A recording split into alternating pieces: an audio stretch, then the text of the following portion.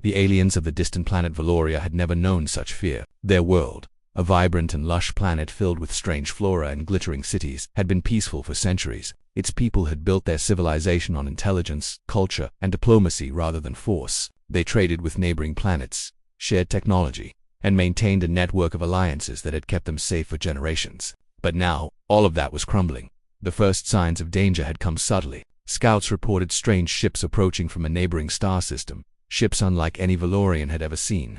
At first they thought it was a routine patrol or a distant war between two other civilizations. But when the ships lingered near the outer borders and began scanning Valoria's planets, panic started to spread. The Valorians attempted to send messages of peace, offering to negotiate, to trade, or to surrender certain territories if necessary. But the approaching fleet did not respond. Instead, it accelerated, and reports soon confirmed the worst fears: the enemy was coming straight for Valoria with intent to conquer, not negotiate. As the Valorians watched the threat grow, they realized their defenses were hopelessly inadequate. Their fleets were small, and their weapons, while advanced in technology, were designed for defense and policing, not for fighting a war against a relentless and aggressive force. Entire cities could be destroyed in minutes if the enemy's weapons were as powerful as the scouts suggested. Leaders called emergency meetings, convening scientists, military officers, and diplomats in a desperate attempt to find a solution. They debated every possible option: appeal to allies, hide their cities, evacuate key populations. But every plan had serious flaws. Their allies were either too far away to help in time or entangled in their own conflicts. Evacuation would take weeks, perhaps months,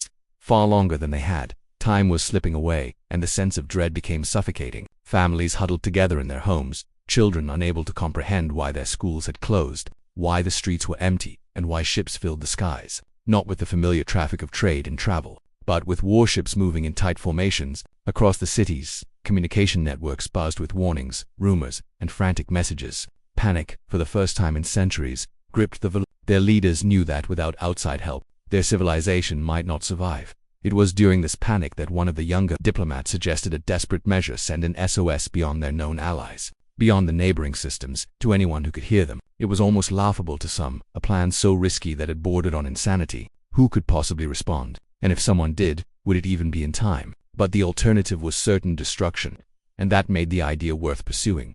The decision was made to transmit the SOS across every frequency, channel, and subspace communication pathway available. The message was simple yet desperate: Valoria under attack, civilization at risk, request immediate aid from any capable force. Along with the distress call went detailed information about the enemy fleet, their size, their movements, their known technology, and a plea for intervention. Every precaution was taken to ensure the message could travel across the vastness of space. Transmitters were powered to maximum output, signals were boosted and repeated, and the message was encoded to prevent tampering or interception by the enemy. Sending the SOS was both a hope and a surrender. Hope that someone, anyone, would respond. Surrender to the fact that their own resources were insufficient, that the safety and security of Valoria depended on forces beyond their control. As the message traveled through the void, the leaders and citizens could only wait, a feeling of helplessness pressing down like a heavy weight. Weeks could pass before any answer arrived, if an answer arrived at all. Then, unexpectedly, the unthinkable happened. The SOS did not go unanswered. Far beyond Valoria's sector, in a system that many had thought too distant and isolated to interfere, someone or something had picked up the call. The Valorians first detected it as an unusual energy signature moving at incredible speed through space. It was unlike any response they had anticipated. Their senses could barely comprehend the scale of the incoming fleet. Thousands of ships, each larger than anything in Valoria's fleet, moved with perfect coordination, approaching their system not with hesitation but with intent. As the fleet drew closer, the Valorians attempted communication, unsure who or what they were speaking to. The response they received was brief, almost mechanical in tone, yet unmistakably clear. The fleet had acknowledged the distress call and would intervene. That alone sent shockwaves through the They had prepared for help from allies or neighboring civilizations, but never had they imagined an intervention of such magnitude. The fleet's scale, organization, and speed suggested power beyond anything they had encountered, even in their most optimistic calculations. Fear mixed with awe as the Valorians watched the fleet enter their star system. The ships moved like a single organism, patterns forming and shifting in ways that seemed almost alive. Each vessel bristled with weapons, shields, and technology that the Valorians could barely recognize. Scientists and engineers scrambled to scan and analyze the approaching force, but even their most advanced instruments could not fully penetrate the mystery. The presence of this fleet alone changed the balance of power in the system, where before the enemy had seemed unstoppable. The arrival of this intervention introduced a new variable, one that could turn the tide entirely. In the midst of all this, the Valorians tried to prepare their people for what was to come. Schools and offices were closed, citizens were urged to remain indoors, and emergency shelters were readied. Yet no matter the preparation, there was a sense of surreal disbelief. Many could not comprehend that a civilization so distant and so powerful had chosen to respond to their desperate call. Conversations in homes and public spaces were filled with questions. Who were these beings? Why had they come? Could they truly defeat the enemy that had seemed invincible? Leaders, while cautious, allowed themselves a spark of hope. For the first time since the enemy's approach, they felt that survival might be possible. They coordinated with the incoming fleet as best they could, sending maps, intelligence and logistical data. But the fleet seemed almost self-sufficient, operating with precision and efficiency that suggested centuries of experience in combat and coordination. To the Valorians, it was as if a force of legends had arrived, one that moved faster, struck harder, and thought differently than any they had known. As the first encounters loomed, the Valorians could only watch and wait. Every sensor sweep, every transmission, every observation revealed more of the approaching fleet's staggering capability. They realized that their SOS, a simple and desperate cry for help, had reached beings far beyond their imagination. These beings were not just coming to assist, they were coming to dominate the battlefield with a force that would make their enemies reconsider every action. And in that moment, as the enormous fleet continued its inexorable approach, a feeling of disbelief turned to cautious optimism. The Valorians had expected silence, or at best, delayed and inadequate aid. Instead, they were witnessing the arrival of a force that could, perhaps, save their civilization. The SOS had worked beyond all expectations, reaching a response that no one on Valoria could have foreseen. The story of the distress call would be remembered forever, not just as a signal for help, but as the moment when a seemingly ordinary civilization reached across the galaxy and touched the power of beings whose very reputation could change the course of history. And as the first shadows of the fleet fell across Valoria's skies, hope and fear intertwined in the hearts of every Valorian. They had sent a simple SOS, but the answer they received would transform their understanding of the universe and the meaning of survival forever. The moment the Valorians detected the approaching fleet, shock rippled through every corner of their civilization. Their instruments, calibrated for the technology of nearby galaxies, could barely comprehend what they were seeing. Thousands of ships moved in perfect formation, gliding through space with a speed and precision that was almost unnatural. The sheer scale of the fleet was overwhelming, ships of unimaginable size, each one equipped with weapons and defenses that dwarfed anything the Valorians had ever designed. Even the most advanced scientists struggled to calculate the fleet's potential, and every attempt only reinforced a single, astonishing truth. This was no ordinary force. As the fleet drew nearer, the Valorians attempted to communicate with it, unsure of what to say. They sent messages identifying themselves, explaining the situation, and pleading for assistance. Moments later, a reply came. It was not lengthy, but the tone was unmistakable. The fleet had received the SOS and would intervene. The aliens exchanged stunned glances. No one had expected such a rapid response, let alone from a force so far beyond their understanding. For centuries, they had heard legends of a species called the Deathworlders, from a small blue planet on the edge of the Milky Way, whose capabilities had been exaggerated and mythologized across galaxies. But the fleet that now appeared before them was real, and it was vast. The first visual confirmation sent shivers through every Valorian watching. The ships were arranged in a complex formation, like a living organism, shifting and adapting as they moved closer. Each vessel seemed to radiate power, with shields that shimmered across the spectrum of visible and invisible light, and weapons that glowed with deadly potential. The fleet did not make noise, for sound did not exist in the vacuum of space. But the energy they emitted was almost tangible, a pulsing presence that the Valorians could feel through their senses. It was as if the very fabric of the galaxy recognized the arrival of something unstoppable. While AOA filled their minds, fear followed closely behind. The Valorians had spent months preparing for an enemy fleet they believed to be the most dangerous in their region. They had calculated strategies, trained their soldiers, and fortified key locations. And yet, nothing they had done compared to the overwhelming scale of the Deathworlder response. Even their leaders, who were usually composed and calm in crises, found themselves questioning whether their civilization could survive the battle. If these beings were allies, they were allies unlike any the galaxy had ever seen. If they were enemies, survival was impossible. Despite their anxiety, the Valorians watched as the Deathworlder fleet moved with calculated precision. Every ship maintained perfect formation, and yet the fleet was flexible, able to adjust instantly to changes in trajectory or potential obstacles. To the Valorians, this was more than coordination. It was artistry. The ships moved in patterns that seemed almost deliberate, a silent message of both power and control. Analysts in the control rooms of Valoria's space stations struggled to identify weak points, but there were none. The fleet seemed invincible, and the Valorians realized that the very sight of it was already changing the balance of power in their sector. Communication from the Deathworlders was minimal but efficient. They asked for maps, enemy positions, and logistical details. Every Valorian officer was astonished by how quickly the fleet could process and understand their data. It was as if the Deathworlders had anticipated every possible scenario before they even received the information. The aliens realized that they were not just dealing with brute force. They were witnessing tactical genius combined with overwhelming firepower. Every action the fleet took was calculated to maximize efficiency and minimize risk, a stark contrast to the enemy forces, which relied on sheer numbers and intimidation.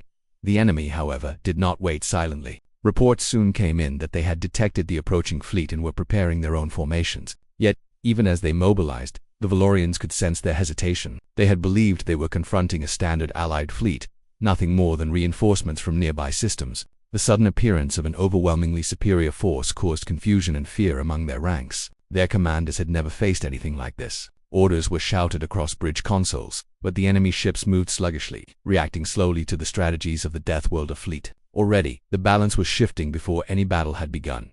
On the surface of Valoria, citizens gathered in observation centers and on street balconies, staring at the distant dots of light that represented the approaching fleet. For many it was hard to believe that help had arrived. Weeks of dread and anxiety had led them to expect doom, yet now a flicker of hope shone in their minds. The Deathworlder fleet was not just an ally, it was a force capable of turning the tide, a living guarantee that their world might survive the seemingly unstoppable assault. Children clutched their parents' hands, elders whispered prayers, and leaders tried to maintain order, all while marveling at the fleet's immense presence. Even the scientists, whose minds were trained to analyze and remain objective, could not hide their astonishment. They recorded every movement, every energy pulse, and every communication from the Deathworlders, knowing that they were witnessing a historic moment. The fleet's technology was unlike anything they had seen. Its shields absorbed energy that should have destroyed conventional ships instantly. Its weapons were precise, able to target multiple points simultaneously, and yet their destructive capacity was far greater than any weapon the Valorians had ever imagined.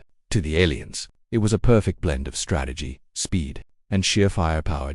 As the fleet closed in, the Valorians began coordinating with its commanders, providing intel and pointing out key strategic locations. They were nervous, knowing that any miscommunication could be disastrous. Yet, the Deathworlders responded flawlessly, processing the information with incredible speed and integrating it into their operational plans almost instantaneously. This efficiency further impressed the Valorians. Unlike other civilizations that required hours or days to mobilize, the Deathworlders had arrived fully prepared, capable of acting decisively in a matter of moments. The aliens also noticed the psychological effect of the fleet on their enemy. Once confident and aggressive, the opposing forces now hesitated, their attacks less coordinated and their movements cautious. Every sensor reading indicated fear, confusion, and uncertainty spreading among the enemy ranks. The Valorians realized that the fleet's presence alone had shifted the dynamic of the conflict. They had not yet fired a single shot, and yet the enemy was already reacting defensively, forced into a position they had not anticipated. Throughout all this, hope blossomed among the Valorians, though it was tempered by caution. They knew that while the Deathworlder fleet was powerful, the enemy was still dangerous. They could not simply assume victory. They had to cooperate, follow instructions, and remain vigilant. Still, the sense of despair that had dominated their civilization for weeks began to fade. The simple SOS that had been sent in desperation had reached beings capable of saving them, and their world suddenly seemed salvageable. As night fell on Valoria, people gazed at the sky, marveling at the distant lights of the fleet. They could not hear the engines, but the sheer presence of the ships was awe-inspiring. Stories of the Deathworlders' legendary power, once considered myths or exaggerations, now felt real. Across the cities, citizens whispered about the scale of the fleet, comparing it to their largest orbital stations, their most fortified military installations, and finding that the fleet far exceeded anything they could imagine. The idea that help had arrived at such speed and magnitude sparked a mixture of relief, admiration, and a sense of wonder that transcended fear. Even within the Valorian military, morale surged. Troops who had been on the brink of defeat felt reinvigorated, ready to coordinate with the Deathworlder fleet. Scientists worked tirelessly to provide additional data, engineers prepped defensive systems in case they were needed, and leaders carefully planned for joint operations. The SOS had not just summoned a fleet, it had brought hope, inspiration, and a renewed will to fight. As the fleet continued its approach, moving ever closer to the heart of the system, the Valorians could only marvel at the coordination and speed of these mysterious allies. Each day, each hour, each minute brought the fleet closer to Valoria, and with it, the promise of salvation. The aliens had sent a simple signal across the galaxy in a moment of desperation, And now they were witnessing the answer arrive in a way that defied belief, surpassing even the most optimistic expectations. The situation remained tense, but for the first time in weeks, the future of Valoria seemed not entirely doomed. The presence of the Deathworlder fleet marked a turning point. It demonstrated that, when a civilization reached out for help, the response could be overwhelming and transformative. The Valorians would remember this moment forever, the instant when legends became reality, when an SOS was met with a force capable of changing the course of their history, and when the universe revealed that hope could arrive in forms far beyond imagination.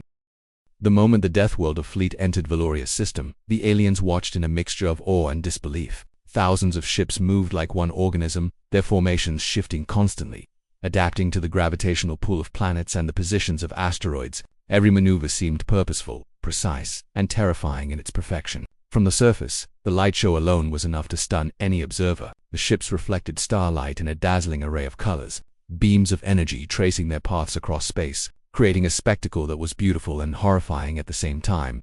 The enemy, which had once approached Valoria with arrogance and confidence, now faltered. Their scouts sent back reports of the fleet, and panic began to spread through their ranks. They had assumed the Valorians would be helpless, and their weapons were designed to overwhelm civilizations like this one quickly. But nothing in their history had prepared them for a force like the Deathworlders. They hesitated, rearranging formations, sending urgent messages, trying to coordinate, but every adjustment felt slow and clumsy compared to the speed and coordination of the incoming fleet. For the Valorians, every moment was tense. In their command centers, military leaders monitored the situation, trying to understand the sheer scale of what had arrived. They observed the enemy's confusion and could only hope that the Deathworlder's presence alone would be enough to protect them. Analysts recorded every movement, studying patterns, trying to predict what would happen next. Yet, despite all their knowledge, nothing could prepare them for the events that were about to unfold. Then the first skirmish began, not with massive explosions or catastrophic destruction at first, but with precision strikes designed to neutralize the enemy before full engagement. The Deathworlder fleet did not rush blindly into battle. Their approach was methodical. Small high-speed craft launched from the main vessels, weaving through enemy ships, targeting communication arrays, and disabling critical systems without risking unnecessary damage to the planet below. From orbit, the Valorians could see beams of energy slicing through space with incredible accuracy. The enemy ships shuddered, some being disabled almost instantly, and a ripple of fear began to spread throughout their ranks. The Valorians were stunned not only by the fleet's power, but also by its strategy. Unlike previous wars, where battles were fought through sheer numbers or brute force, this engagement was calculated. Every attack had a purpose. Every movement was designed to weaken the enemy while minimizing collateral damage. It was as if the Deathworlders had studied centuries of warfare across countless galaxies, combining knowledge with raw destructive capability. To the aliens, it was both mesmerizing and terrifying. As the main fleet moved into position, larger weapons were deployed. Energy cannons and plasma arrays fired with perfect timing, striking enemy vessels simultaneously from multiple directions. Ships that had seemed invincible were torn apart in moments, their hulls disintegrating under the combined assault. Even experienced military officers among the Valorians had never witnessed such precision. The destruction was swift and deliberate. There was no chaos, no panic among the attacking fleet. Everything was calculated, efficient, and devastating. The enemy scrambled to respond, firing their own weapons in desperation. Massive blasts lit up space as beams collided, creating explosions that could be seen from the surface of Valoria. Yet, time and again, the Deathworlder fleet evaded attacks with astonishing speed. Shields absorbed impacts that should have obliterated ships instantly, while maneuvering thrusters adjusted trajectories faster than any human or alien I could follow. The Valorians could only watch in awe, realizing that they were witnessing a level of combat capability far beyond anything in their experience. Despite the chaos of the battle, the Deathworlders maintained a level of order that was almost unimaginable. Their fleet moved as if controlled by a single mind, ships anticipating each other's actions, covering blind spots, and creating layered defenses that neutralized enemy strikes before they could reach critical targets. The Valorians marveled at the coordination. This was not a fleet fighting for glory or conquest. It was a fleet designed to end conflict quickly and decisively, with efficiency that bordered on perfection. As the fight intensified, reports from planetary sensors showed the enemy attempting to retreat, but the Deathworlder fleet was relentless. Pursuit ships closed in, blocking escape routes and disabling engines with pinpoint strikes. Entire enemy formations were neutralized within hours, not days, leaving the remaining ships scattered and demoralized. The Valorians began to realize that the legends they had heard about the Deathworlders were true. These beings did not merely fight, they dominated. Every move was a lesson in tactical superiority, every victory a demonstration of power that few could comprehend. Amid the battle, Valoria's cities and civilians watched as beams of light streaked across the sky, reflecting off atmospheric particles and creating a dazzling spectacle of energy. From below, it was almost impossible to distinguish friend from foe. The sounds of distant explosions, amplified by planetary sensors and communication devices, created a tense symphony of destruction. Children hid behind parents, elders whispered prayers, and yet there was also a sense of relief, because with every enemy ship disabled, the promise of survival became more real. For the turning point came when the main enemy command vessel appeared near the planet. It was massive, bristling with weapons, and heavily shielded. The enemy had concentrated their forces around it, hoping that destroying this single ship would shift the battle in their favor. But the Deathworlders responded with speed and precision that left no room for hope. Multiple ships from the fleet converged on the target simultaneously, launching coordinated strikes that disabled shields, disrupted engines, and ultimately destroyed the vessel with overwhelming force. The shock among the enemy ranks was palpable. Their strategy had been dismantled, their command eliminated, and their morale shattered. The Valorians could barely comprehend what they were witnessing. It was not merely a battle won, it was a demonstration of absolute control. The Deathworlders had neutralized the enemy with minimal risk to themselves, minimal damage to Valoria, and in a fraction of the time that anyone had anticipated. Citizens and leaders alike began to understand that their SOS had reached beings whose capabilities were beyond imagination. The stories, the myths, and the warnings about the Deathworlders were not exaggerations, they were true, and now the Valorians were seeing it with their own eyes. Even as the battle drew to a close, the Deathworlder fleet did not linger unnecessarily. Once the enemy was neutralized, ships moved into defensive positions around Valoria, establishing a protective perimeter and ensuring that no remaining threats could approach. They communicated briefly with Valorian leaders, offering guidance on stabilizing the system and preparing for potential future attacks. The efficiency, speed, and decisiveness of the fleet left an indelible mark on every observer. For the Valorians, this was not just a rescue, it was a revelation. In the aftermath, the Valorians began to assess the damage to their planet. Fortunately, the Deathworlders' approach had minimized collateral destruction. Cities were largely intact, infrastructure remained functional, and casualties were far lower than they had feared. Scientists and engineers worked alongside the fleet to repair minor damages, learning from the Deathworlders' technology as they did so. The presence of the fleet had not only saved lives but also offered knowledge and insight that would benefit Valoria for generations. As the enemy was completely routed and the Death maintained their perimeter, Valoria's citizens experienced a mixture of awe, gratitude, and disbelief. They had gone from the brink of annihilation to witnessing a force so powerful, so efficient, and so precise that it seemed almost supernatural. For centuries, they had studied the stars, explored distant systems, and built a civilization based on intelligence and diplomacy. Yet nothing in their history had prepared them for the scale, skill, and speed of the Deathworlder fleet. It was a humbling experience, one that changed their understanding of the universe forever. The story of the battle would be remembered across generations, not as a tale of chaos and destruction, but as an account of a civilization saved by a force beyond imagination. The Valorians learned that sometimes legends are true, and that when a desperate call is sent across the galaxy, the response can exceed every expectation. The Deathworlders had arrived, acted decisively, and left an impression that would influence Valoria's culture, military strategy, and interstellar diplomacy for centuries. In the quiet moments after the battle, as the fleet maintained a vigilant watch, Valorians began to realize the full impact of what had occurred. Their SOS had been answered in a way no one could have predicted. The enemy had been defeated not by numbers, not by luck, but by a combination of intelligence, coordination, and overwhelming power. For the first time in weeks, the Valorians could breathe. Their world was safe, their civilization preserved, and their understanding of the universe had expanded beyond anything they had imagined. The Deathworlder fleet had not only responded to a distress call, they had reshaped history. And as the stars settled into their usual patterns and the glow of battle faded, the Valorians looked up in wonder, realizing that their lives had been touched by beings whose very presence could change the course of events across galaxies. After the enemy fleet was completely neutralized, a heavy silence settled across Valoria's system. For the first time in weeks, the aliens could breathe without the constant tension of impending doom pressing down on them. Cities that had been tense with fear were now alive with cautious celebration. Citizens ventured out from their shelters, staring in wonder at the distant lights of the Deathworlder fleet still hovering in protective formations around the planet. These ships, enormous and imposing, now represented safety, not threat. The Valorians had survived the unimaginable, and the realization of their survival brought emotions that were complex and overwhelming: gratitude, and even a sense of disbelief. Leaders of Valoria convened immediately after the battle. They met in emergency command centers, their holographic maps filled with real-time data from the battlefield. Military advisors, scientists, and diplomats crowded the room, trying to understand the events that had unfolded. Every sensor reading, every report from orbital stations, and every visual of the Deathworlder fleet confirmed the same thing. Their civilization had been saved by beings of extraordinary power and intelligence. There was a mixture of pride in having survived and profound humility in the face of this alien intervention. The SOS, which had been a desperate plea, had not only been answered but answered in a way that exceeded every hope or expectation.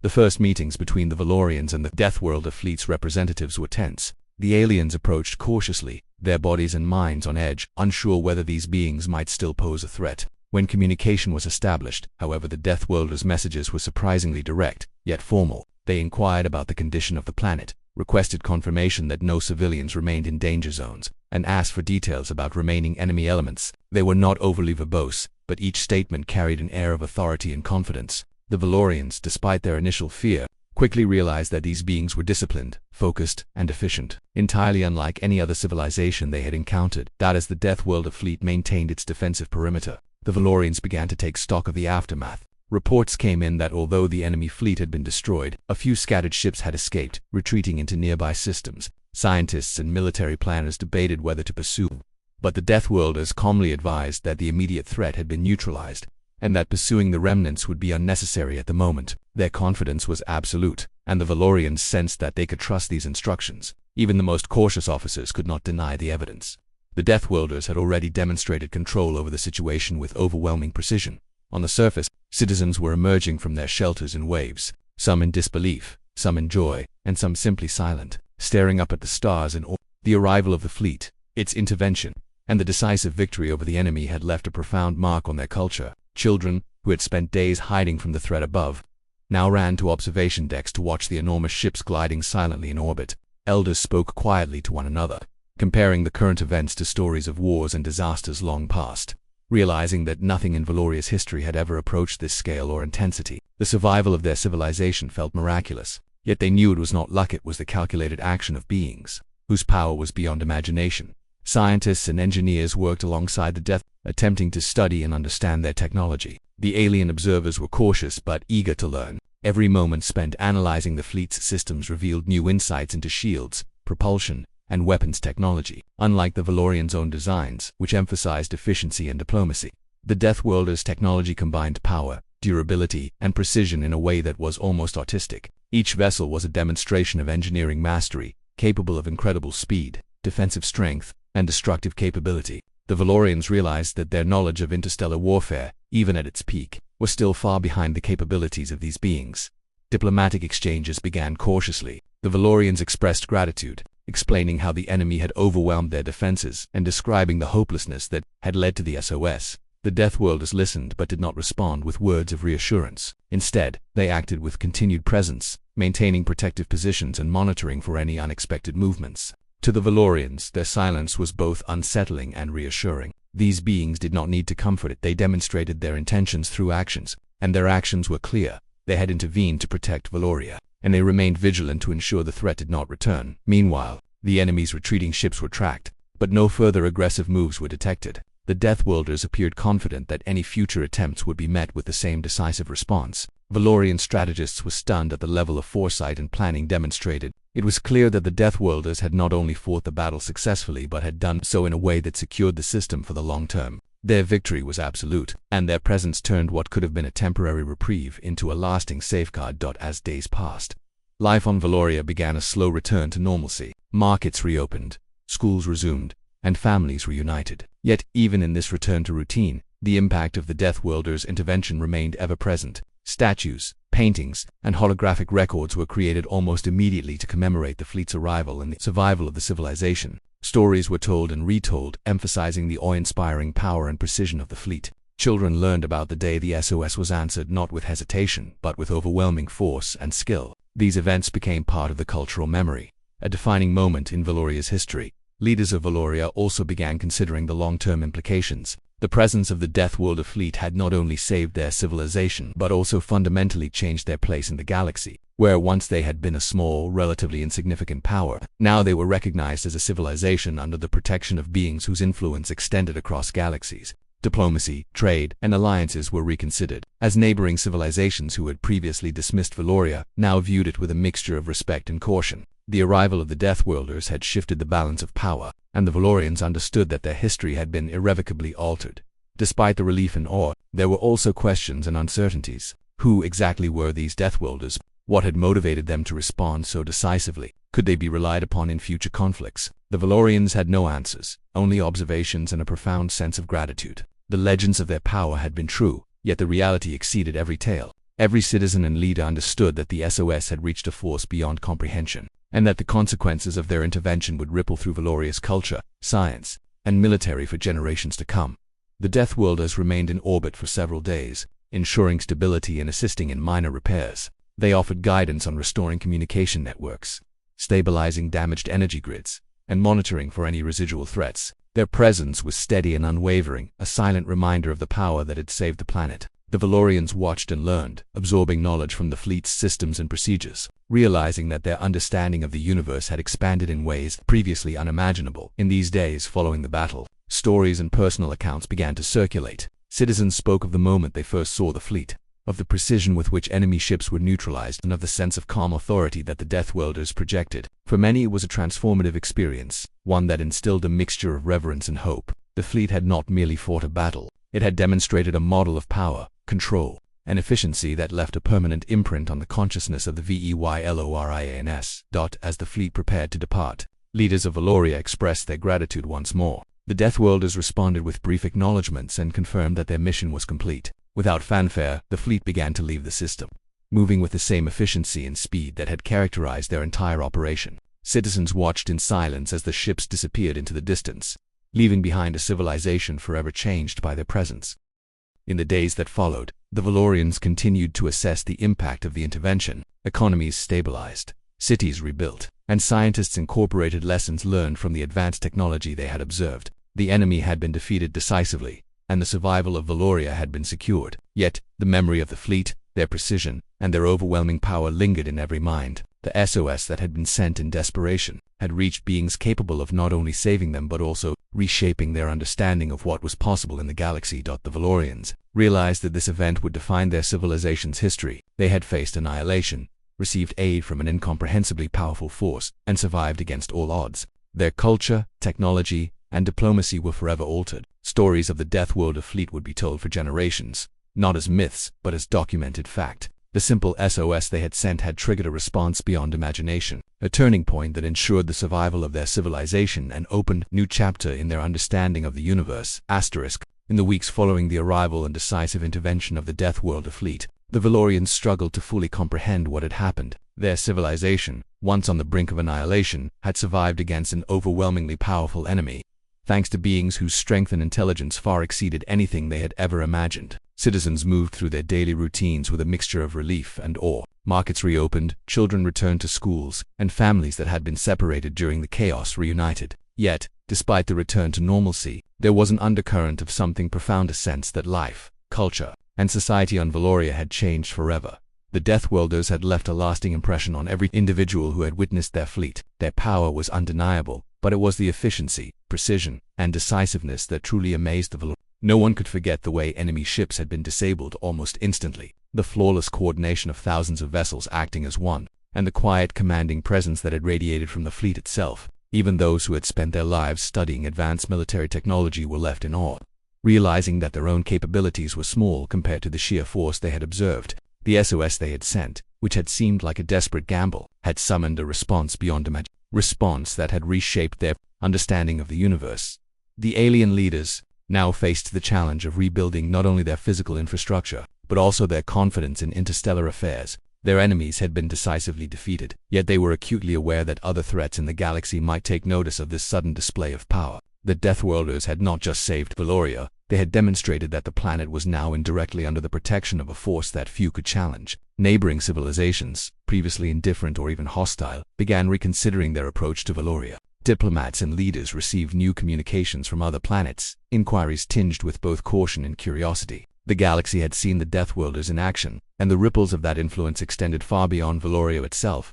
On a cultural level, the impact of the fleet's intervention was equally significant. Artists, historians, and storytellers began documenting every detail of the event. Children learned about the battle in schools, with visual aids, maps, and simulations designed to capture the scale and strategy of the Deathworlder fleet. Scholars debated the tactics and technology, analyzing the methods used to disable the enemy so efficiently. Legends that had once been considered myths now became a living reality.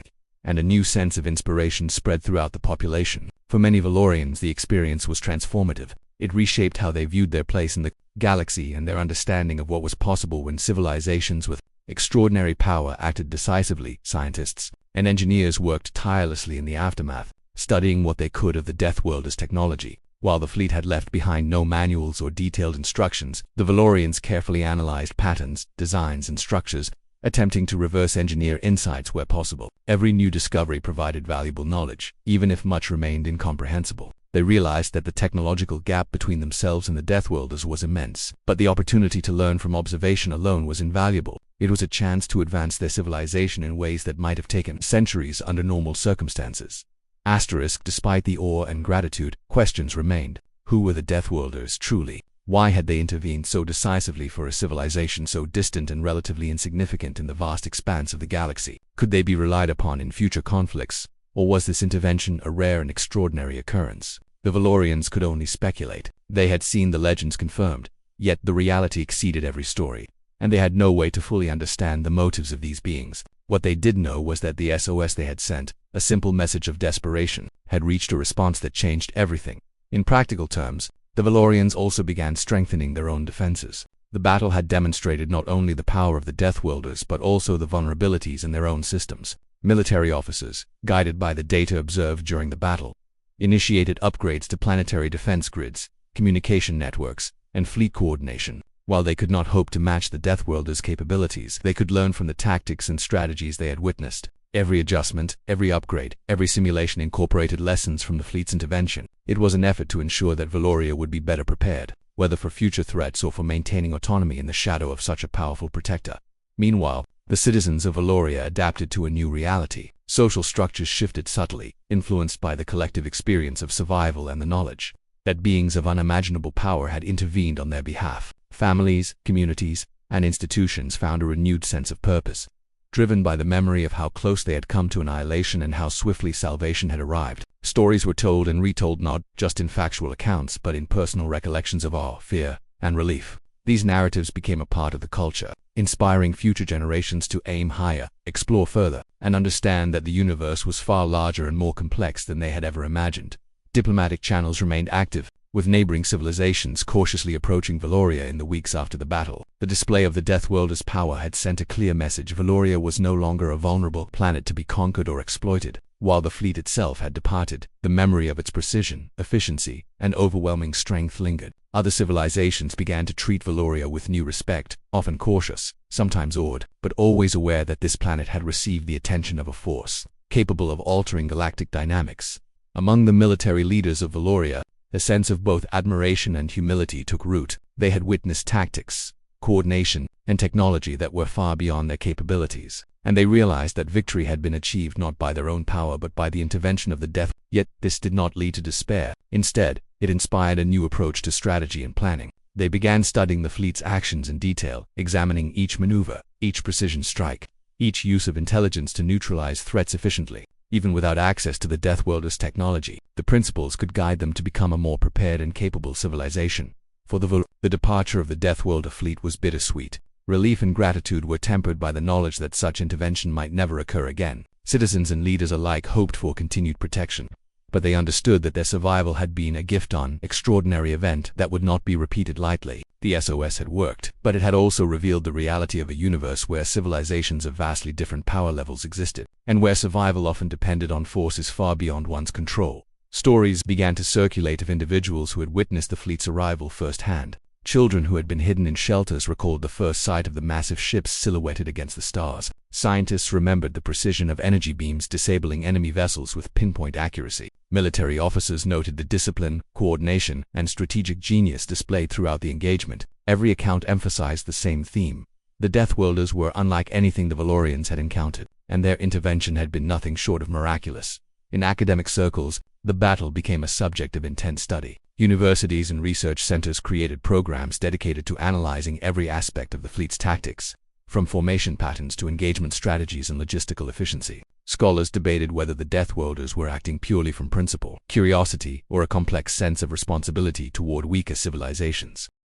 while answers remained elusive. The Valorians understood that witnessing such a force in action had reshaped their entire approach to interstellar relations, strategy, and the potential for cooperation across galaxies.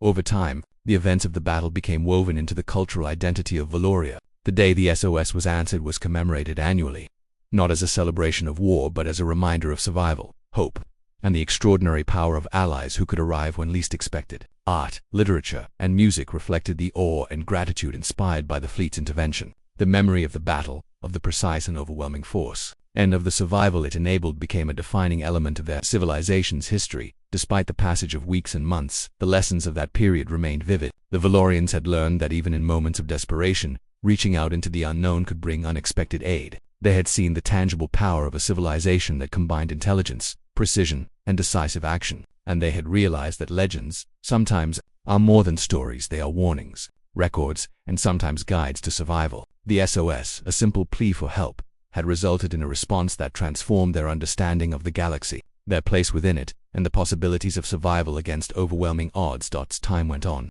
the Valorians reflected on the long-term consequences. The galaxy would never again view their civilization in the same way. They had been saved by a force beyond comprehension, and this event had cemented their importance in galactic affairs. Other civilizations now treated Valoria with both respect and caution, knowing that the Deathworlders had intervened on their behalf. The balance of power had shifted, and the mere memory of the fleet's precision, strength, and discipline acted as a deterrent to potential aggressors. Ultimately, the Valorians understood that the arrival of the Deathworlder fleet had been more than a rescue. It had been a transformation. Their civilization had survived against impossible odds. Their understanding of technology, strategy, and diplomacy had expanded, and their cultural identity had been forever altered. The SOS, once a desperate plea, had triggered an event that would define their history for generations. They had seen firsthand what it meant for a civilization to act decisively, with precision, and with overwhelming power. And even as life returned to normal, the shadow of the Deathworlder's intervention would remain a reminder of hope, survival, and the extraordinary forces that exist beyond the limits of imagination.